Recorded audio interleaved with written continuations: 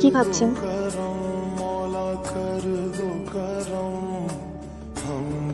ভাবছি, মাঝে মাঝে আমার মনে হয় আমাদের যে এই সম্পর্কটা ঠিক কতখানি আল্লাহর কাছে গ্রহণযোগ্য।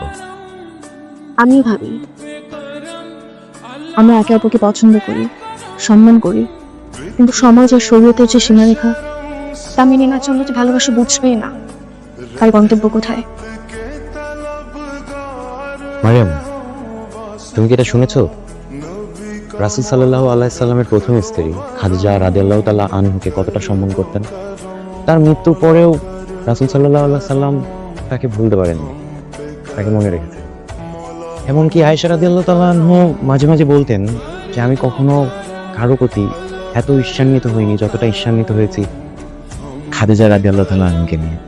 আমিও শুনেছি রাসূল সাল্লাল্লাহু আলাইহি সাল্লাম তার প্রথম স্ত্রীকে অনেক সম্মান করতেন, শ্রদ্ধা করতেন, ভালোবাসতেন, তাকে বুঝতেন, তার উপর আস্থা রাখতেন। মারিয়াম, আমিও চাই আমাদের সম্পর্কটা এমন হোক, আমাদের একে অপরের ঈমান বজায় রেখে নফস দমনে সাহায্য করি, তাহলে আমাদের ভালোবাসা ইবাদতের অংশ হবে। তুমি কি চাও আমরা এখনই সমস্ত হারাম সরিয়ে একে অপরের কথা বলা, দেখা হওয়ার মধ্যে একটা সীমাবদ্ধতা রাখি? হ্যাঁ মারিয়াম, আমি চাই আমাদের সম্পর্কের শেষ পরিণতি হোক বিয়ে। আমি চাই তুমি আমার জন্য হালাল হও।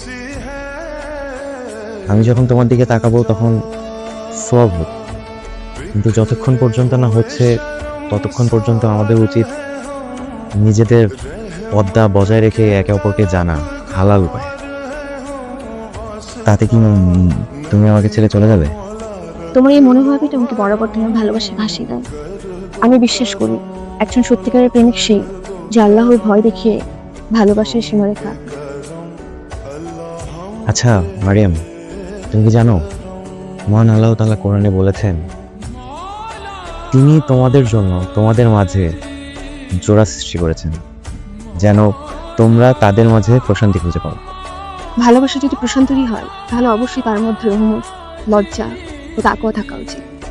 মারিয়াম, আমি চাই না আমাদের সম্পর্কটা সবার মতো হোক। এই যে দেখো দুনিয়াবি কথাবার্তা, দৃষ্টিতে আগুন।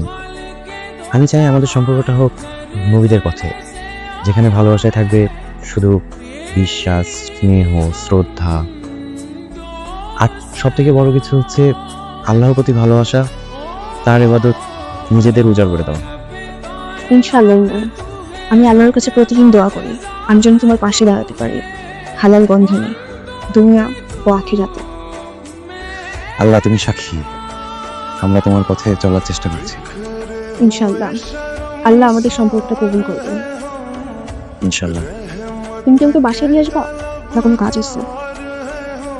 না, আমার তেমন কোনো কাজ নেই, চলো তোমাকে এগিয়ে দিয়ে আসি।